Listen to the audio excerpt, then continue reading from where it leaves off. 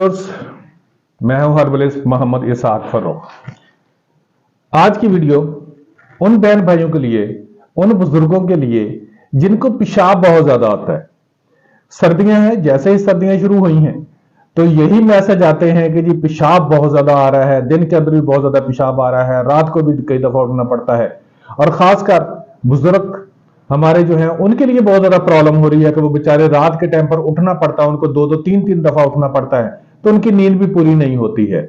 जब आते हैं पेशाब करके दोबारा आते हैं, नींद अभी आ रही होती है तो दोबारा उनको पेशाब आ जाता है।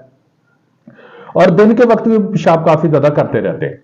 तो इसलिए बरादर, ये वीडियो तमाम बहन भाइयों के लिए इस्तेमाल कीजिएगा, लेकिन इसके साथ एहतियात एक और भी चीज प्लीज रखिएगा कि जब आप रात को सोने लगते हैं तो एक मियाँ जी वो बता रहे थे कि मैं रात को सोता हूं तो सोने से पहले चाय पी लेते हैं, आदत बनी हुई है जी। ये तो कोई बात ना हुई, जब सोने से पहले आप चाय पियेंगे और चाय जो होती है वो वैसे डायरेटिक होती है तो इससे पेशाब आने लग जाता है। और दूसरा यह है कि दूध पीते हैं, दूध पिएंगे तो तब भी पेशाब आएगा क्योंकि इसके साथ भी पेशाब आता है।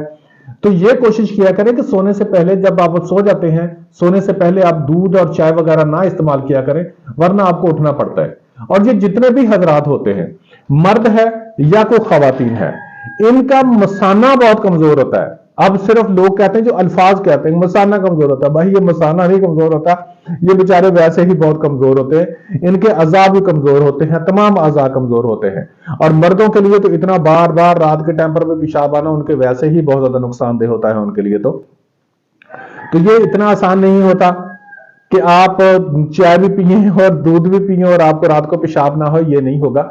आप थोड़ा सा एहतियात भी रखें और साथ इंशाअल्लाह ताला जी जो मैं आपको नुस्खा बताने लगा हूं वो इस्तेमाल कीजिएगा। मेरा रब रहमत फरमाएगा इंशाअल्लाह। इंशाअल्लाह आपको पेशाब के अंदर जो आपको बार बार पेशाब आ रहा है उसमें आपको इंशाअल्लाह ताला जी बिल्कुल सुकून हो जाएगा। ठीक है जी। इसके लिए आप चीजों को नोट फरमा लीजिए प्लीज, मैं लिखवा रहा हूं आपको, इनको नोट कर लें और उनको बनाने का तरीका भी देख लीजिएगा। मेरा रब रहमत फरमाएगा, इंशाअल्लाह आप ठीक हो जाएंगे। हलीला स्याह, तो फार्मूलेशन में बता रहा था, एक्चुअली मुझे क्लिनिक पर आना पड़ा है तो इसलिए मैं वहाँ से उठ के यहाँ पर आ गया हूँ। मैं कुछ सेट नहीं चेंज कर रहा हूँ। फार्मूलेशन लिख लें। हलीला स्याह 20 ग्राम, पोस्ट हलीला काबली 20 ग्राम, कथ सफेद 4 ग्राम, जुफ्त बलोत 4 ग्राम, कुंदर 4 ग्राम, सालब मिस्री 10 ग्राम, कोहरबा शमी 12 ग्राम, तुखम भंग 3 ग्राम, हब्बुल आस 3 ग्राम। सुन लीजिएगा जरा तफसील से।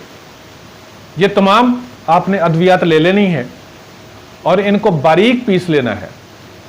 अगर तो आपको शुगर है तो फिर इसके अंदर चीनी मिक्स नहीं करनी, आपने इसी का ही 500 mg का कैप्सूल जो है वो सुबह दोपहर शाम देना है।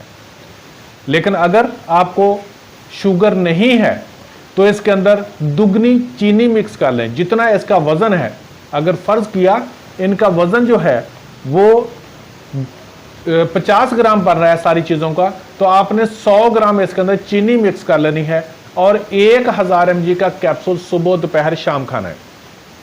लेकिन अगर शुगर है तो फिर आप इसको वैसे ही आप इस्तेमाल करें चीनी के बगैर।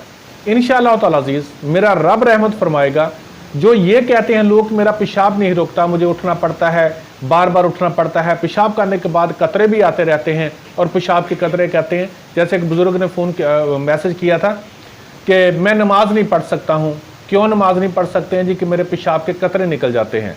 तो ये नुस्खा इस्तेमाल कीजिएगा, इंशाअल्लाह ताला अज़ीज़ आपके पेशाब के कतरे रुक जाएंगे और आपको पेशाब बार बार नहीं आएगा।